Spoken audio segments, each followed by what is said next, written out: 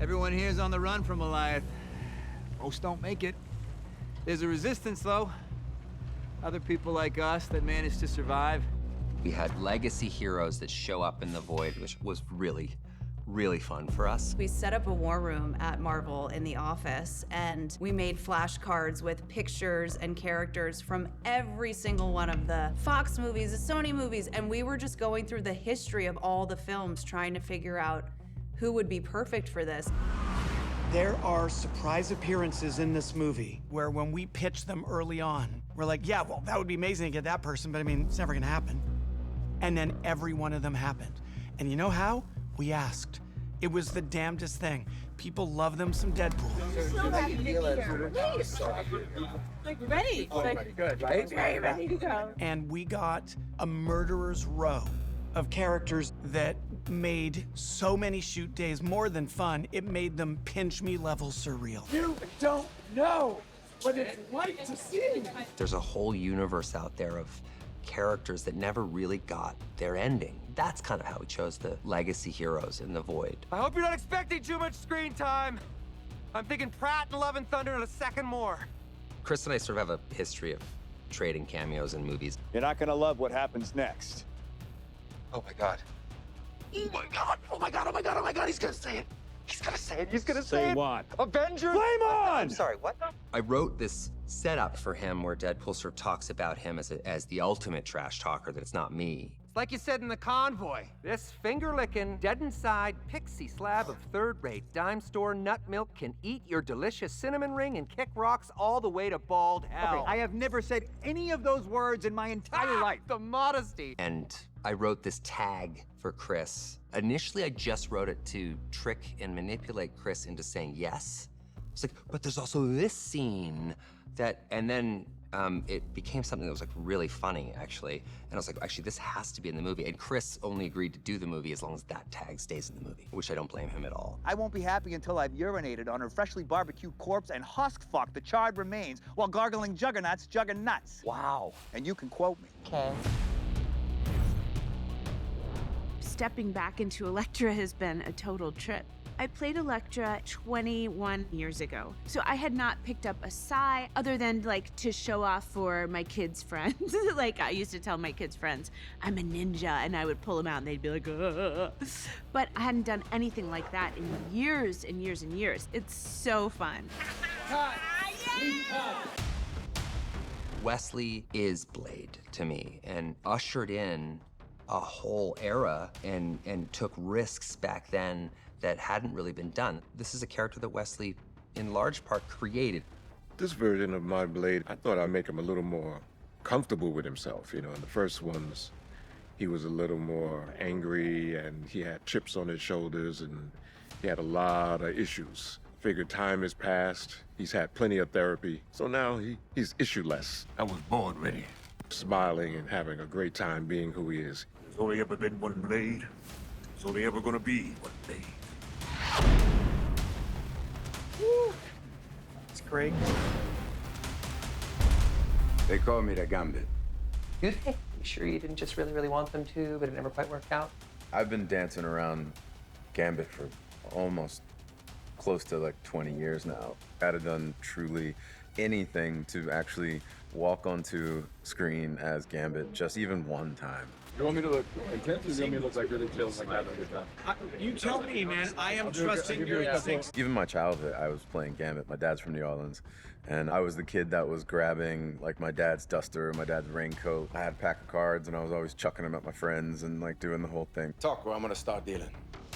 I just felt like we just played the highest stakes, like, make-believe game that you could possibly play. I didn't want to stop yesterday. Everybody was like tired. I was like, do we have to go home?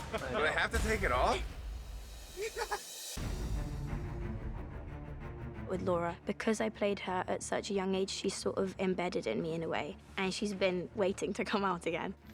Don't make me regret it. Finding this new, like, more mature, older Laura was very interesting because she's still, like, intrinsically, nature-wise, she's still that, like, wild, feral character, but also at the same time, she's now grown and she's got more management of her emotions in a way.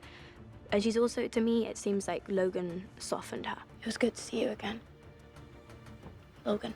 This film felt like a real team effort. I think we were all just very, very happy to be there. That's what I'm talking about! Big slow motion fight! You guys all working together, sad music, who knows if you lived or died, that sort of thing? Who's ready? We should just go film it if you're comfortable with that. They all kind of took the initiative to do everything they could to prepare for this, but also they knew they really wanted to deliver for the fans who have lived with these characters for 20 years. They all came a week early just to like rehearse and do the practice, the fight sequence over and over and over again, which I thought was a real testament to their work ethic and dedication. People underestimate what it takes to be an action actor and how athletic you have to be, how in condition you have to be.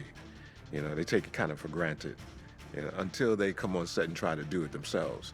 And then they see what's up. Once you go here, the last two are quick. I box a lot when I'm getting ready to do any kind of action. It's great for your arms. It just is incredible. It helps your whole body move when you're fighting. And then more strength, more cardio, more running, just to be ready for whatever they threw at me. Jump, stab, and then when I do this, I'm driving us back. I still work out on a regular basis at home, so I still kind of keep myself in, I guess you can say, blade condition.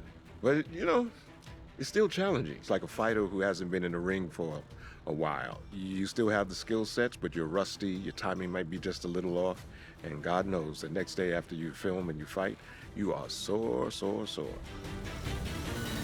I've done martial arts since I was like 9. I've tricked and flipped and stuff all my life and like break dance. So it's all like a part of movement, and some of it I've played around with since I've been a kid, you know, doing backflips off chain link fences and things and on dares. And so I feel like I've been training for this stuff my whole life just for fun. Everything looks good. Yes. Doing the stunt training really helped me find her again, in a way, because she's such a physical character that you have to find her from there. That like iconic stance had to feel cleaner, that sort of like precision of like, and here she is. They just did such an incredible job with the costumes. This is a different costume, a lot less skin. Elektra always had a lot more midriff showing, which we wouldn't need that now. That's not necessary. Elektra's had 3 kids, but I feel great. I'm happy in it. I can move, and it still looks like Elektra, which I love. And the big difference is I'm not wearing heels. I said I just don't know if my 51-year-old feet can fight in high heels all day. I don't know if I could do it, so I'm in a bit of a wedge. This costume is a little different from the one we had before. It's less shiny. Yeah, it's less sparkly. I don't have the same drip that I had in the other ones. Putting it on, you know, you start to see where your body's changed, where you need to still improve or, you know, build up, and thank God for muscle suits. Just stay on our 6 and get inside. We'll make sure you get the package. And we'll get our ending. I put on the costume and I was like, oh, this is sick. She feels so different. And then I put the glasses on, I was like, she feels the exact same. And the backpack, and it was very surreal. It's like we were back on set for Logan, and no time had passed, and we were just doing it again.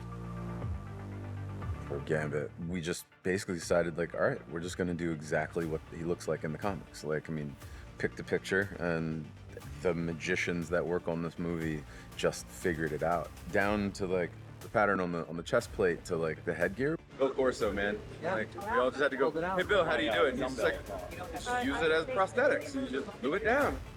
It's extraordinary what they pulled together. I still can't believe it. Oh, how long I waited for this. Ooh, I'm about to make a name for myself. Sean and Ryan have dreamed of this moment, of all of us coming together to fight for them and help them accomplish their goals. And to watch Sean and Ryan get so excited about their dream becoming a reality in front of their eyes is really awesome.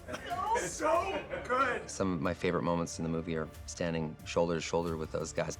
It's fun, it's gruesome, it's a blast. We got the biggest playground there is, which is we're in the MCU, baby. It was everything we dreamed it would be. It was more than everything we dreamed it would be. Literally 50 times better than I ever dreamed. Well done.